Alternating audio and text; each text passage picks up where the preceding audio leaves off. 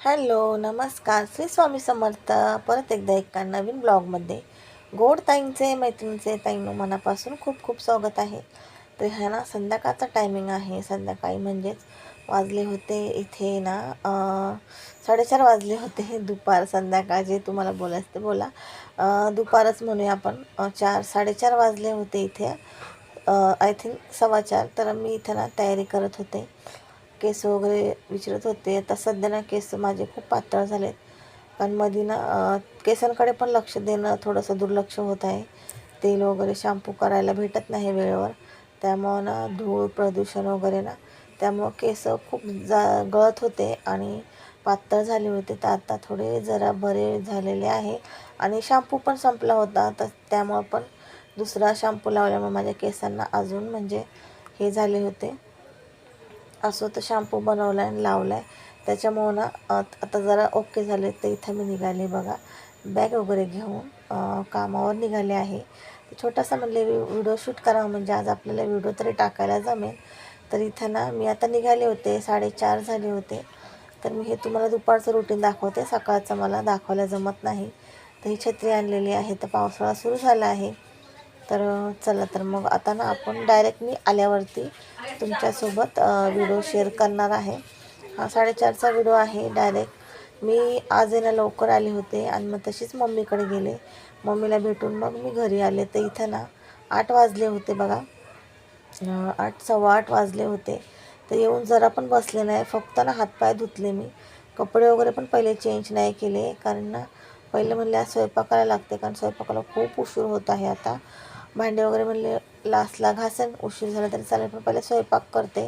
तर इथे ना पहिले ज्या बाहेर बाटल्या होत्या त्या म्हणले फ्रीजमध्ये ठेवते. आणि मग आणलं होतं आज मुलांच्या आवडीचं पनीर. तर त्यांच्या आवडीचं आज करायचं होतं. मी यांना सांगितलं होतं दुपारीच की मुलांच्या आवडीचाच पनीर घेऊन या, त्यांना खूप आवडतं. यशला तर खूप आवडतं. तर हा पनीरचा सुहाना मसाला आणलेला आहे. तर इथं माझा अवतार बघू शकताय, केस वगैरे आलेले वरती बांधले, कारण की खूप गरम होत आहे. आणि इथं स्वयंपाक पण तुम्हाला दाखवते, किती काय काय केलं होतं. कामावून थकून येऊनसुद्धा प्रत्येकाची आवड निवड जपावी लागते. तर इथं मटर पनीरची भाजी केली होती मुलांसाठी, मलाही आवडती. आणि पुढं तुम्हाला पूर्ण स्वयंपाक दाखवला आहे. तर इथे मी अर्धवट केल्यानंतर मग कपडे वगैरे चेंज केले, कारण की एकदा बसलं का मग आपण बसून जातो. माझं तसंच होतं, मग खूप वेळ होतो. त्यापेक्षा म्हणले पहिलं ना हातपाय धुवून अगदी हातपाय धुवून लगेच स्वयंपाकाला लागले. तर मला आज म्हणजे मी सगळ्यांची आवड केली इथं, माझी, मुलांची आणि त्यांची पण आवडीचा स्वयंपाक केला होता.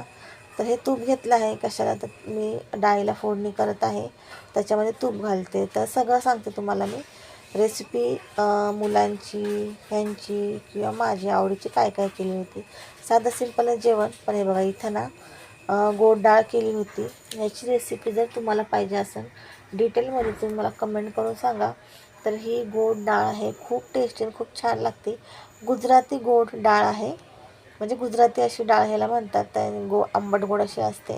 तर ह्याची रेसिपी तुम्हाला डिटेलमध्ये पाहिजे असेल तर डिटेलमध्ये ह्याचा एक व्हिडिओ बनवून. तर मी ना स्वयंपाक सांगते. भात केला होता. भात पण बिन मीठ घालता केला होता या डाळीसोबत.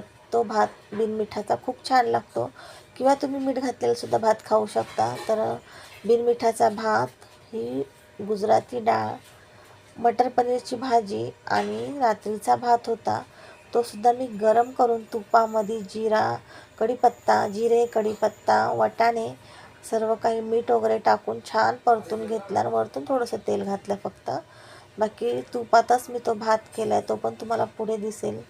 आणि हो, मला ही डाळ भात आणि ही गुजराती डाळ, तर मला हे खायचं होतं. मुलांसाठी पनीर, मुलांचं फेवरेट पनीर, माझे डाळ भात.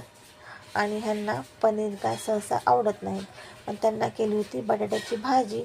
वेट लॉस करत असल्यामुळं त्यांना केल्या होत्या भाकरी आणि चपात्या. तर इथे यशला जेवण वाढलं होतं. यशला मात्र वेळेत सर्व लागतं. यशला जेवण वाढलं आणि इथं मी भाकरी करत होते. आणि इथं बघा स्वयंपाक, भात, भाकरी, चपात्या झाल्या, सर्व झालेलं असल्या मी केल्या होत्या भाकरी.